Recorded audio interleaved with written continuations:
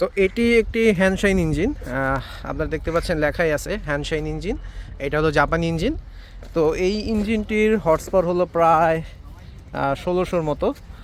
আর এই ইঞ্জিনটি 6 সিলিন্ডার। আচ্ছা, আপনারা যে আমাদের দেশের যে লঞ্চগুলোর মধ্যে যে ইঞ্জিনগুলো আপনারা ব্যবহার হতে দেখেন, এই ইঞ্জিনগুলোকে মূলত রিকন্ডিশন হিসেবে বিদেশি যে জাহাজ আছে মার্চেন্ট শিপ, সেই মার্চেন্ট শিপের ভিতরে কিন্তু এই ইঞ্জিনগুলোকে জেনারেটর হিসেবে ব্যবহার হয়। এই ইঞ্জিন কিন্তু জেনারেটর হিসেবে ব্যবহার হয়।